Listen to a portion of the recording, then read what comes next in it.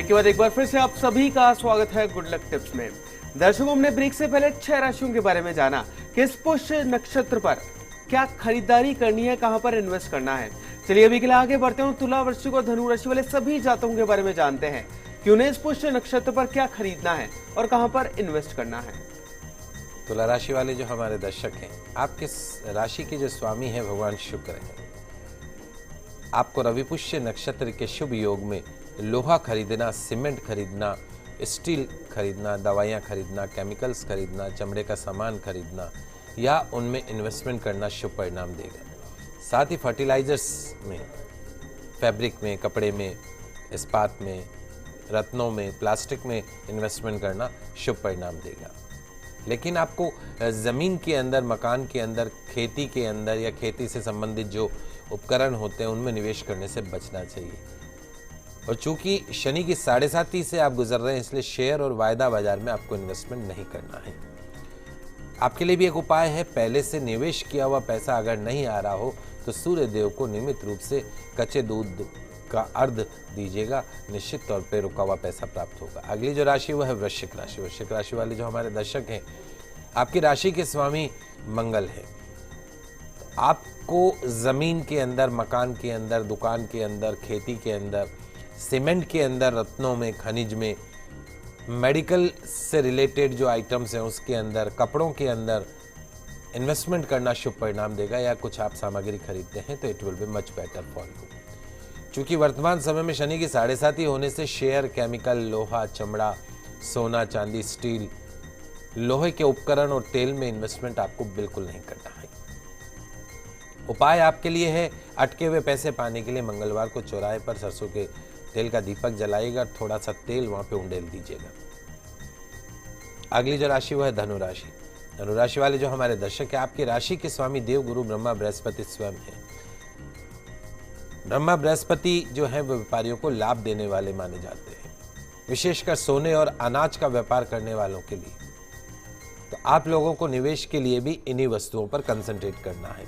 आभूषण, रत्न, सोना, अनाज, कपास, चांदी, शक्कर, चावल, औषधि, दूध से बने पदार्थ, इन सब चीजों में इन्वेस्टमेंट कीजिए या खरीदिए। तेल, केमिकल, खनिज, किराना व्यापार जो है, केवल शीशा, लकड़ी, जमीन, सीमेंट में इन्वेस्टमेंट करने से हानि होने की संभावना है।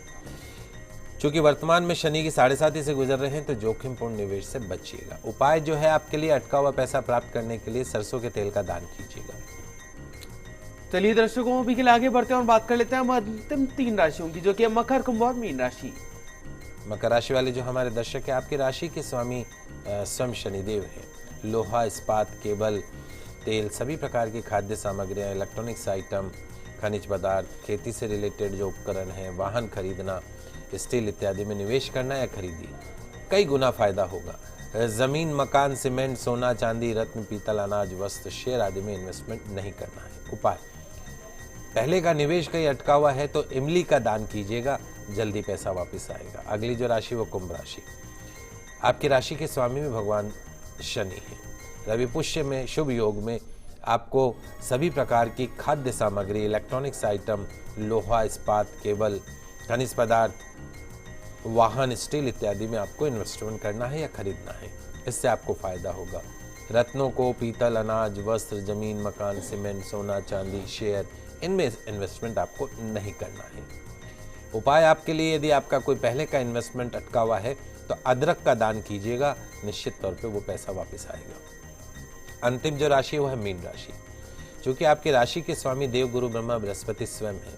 आभूषण, रत्न, सोना, अनाज, कपास, चांदी, शक्कर, चावल, औषधि, कॉस्मेटिक या दूध से बने पदार्थ या पशुओं के व्यापार के अंदर आप गायों वगैरह में इन्वेस्टमेंट कर सकते हैं।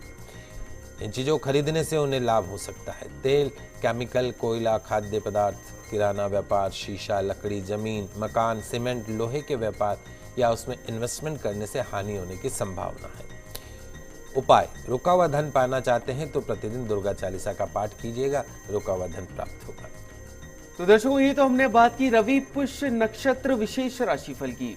अभी के लिए आगे बढ़ते हैं और पंडित जी से जानते हैं कि दर्शकों, धनतेरस आने वाली है तो उससे संबंधित गुड लक टिप्स। दोस्तों, एक नारियल आता है जिसका नाम है एकाक्षी नारियल। तो वो एकाक्षी नारियल जो है, it can change your luck, बदल सकता है आपकी किस्मत को। जी हाँ दोस्तों, एकाक्षी नारियल की रवि पुष्य नक्षत्र के दिन, धनतेरस के दिन, दीपावली के दिन विधि विधान से पूजा करके आप पा सकते हैं मां लक्ष्मी का आशीर्वाद, दूर कर सकते हैं अपने बैड लक को, अपने दुर्भाग्य को। तो आइए जानते हैं एकाक्षी नारियल के महत्व के बारे में। एकाक्षी नारियल का एक प्रकार है, लेकिन इसका जो प्रयोग है अधिकतर तंत्र प्रयोगों में किया जाता है। उस नारियल के ऊपर आंख के समान एक चिन्ह बना होता है, इसीलिए इसे एक आंख वाला नारियल एकाक्षी नारियल कहते हैं। इस एकाक्षी नारियल को अभिमंत्रित करके अपनी तिजोरी में, कैश बॉक्स में, धन के स्थान में, अपने घर में कहीं भी रख सकते हैं, चूंकि इसे साक्षात लक्ष्मी का स्वरूप माना गया है। रवि पुष्य नक्षत्र के दिन, धनतेरस के दिन, दीपावली के दिन इसे विधि विधान से पूजन करके घर में स्थापित कर लिया जाए तो उस घर में कभी भी पैसों की कमी नहीं रहती है। अभिमंत्रित करने की विधि है वो मैं आपको आज बताना चाहता हूं। स्नान करके शुद्ध वस्त्र धारण करें, शुभ मुहूर्त में अपने सामने थाली में चंदन या कुमकुम से अष्टदल बनाकर उस पर एकाक्षी नारियल को रख दें। अगरबत्ती व दीपक अवश्य जला लीजिएगा। शुद्ध जल से स्नान करवाकर नारियल पर पुष्प, अक्षत, फल, प्रसाद इत्यादि रखिए। लाल रेशमी वस्त्र उसको ओढ़ाएं। उसके बाद उस रेशमी वस्त्र जो कि लगभग आधा मीटर हो, लंबा हो, उसे बिछाकर उस पर केसर से एक मंत्र लिखना है।